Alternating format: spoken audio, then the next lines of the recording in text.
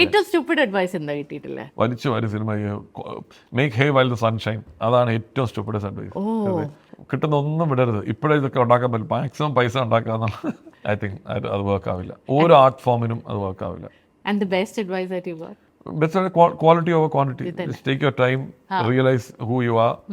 കാരണം ആ inner moulding, ആ വ്യക്തി, ആ ആർട്ടിസ്റ്റിനെ ഷേപ്പ് ചെയ്തുകൊണ്ടിരിക്കുക എന്നുള്ളതാണ്.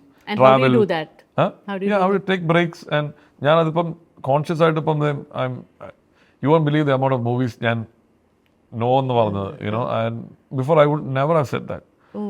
ഇപ്പം north, Telugu, I don't know, every day I get calls, every day. പക്ഷേ I have that kind of conviction.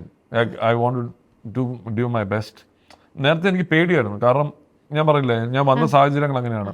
Struggle ചെയ്താണ് ഒരു 2020 വരെ എത്തിയത്. അയ്യപ്പനും കോശിയും കഴിഞ്ഞപ്പോഴാണ് ഒന്ന് പിടിച്ചത്. അപ്പം ബെഗേഴ്സ് കാൻ ബി ചൂസേഴ്സ് മോഡിലാണ്. അപ്പം കിട്ടുന്നതെല്ലാം ചെയ്യും. അപ്പം അതിൽ എന്നെ ക്രിട്ടിസൈസ് ചെയ്യും, കുഴപ്പമില്ല, എനിക്ക് വർക്ക് വേണം. പക്ഷെ ഇന്ന് എനിക്കൊരു എംപവർഡായിട്ട് ഞാൻ ഫീൽ ചെയ്യുന്നു. എനിക്ക് എന്നെ തന്നെ ഇനിയും ബെറ്റർ ആക്കണം എന്നുള്ളൊരു ഫീലിംഗ് ഉണ്ട്. ആസ് എ മ്യൂസീഷ്യൻ ഞാൻ ഇവോൾവ് ആവണം എന്നൊരു ഫീലിംഗ് ഉണ്ട്.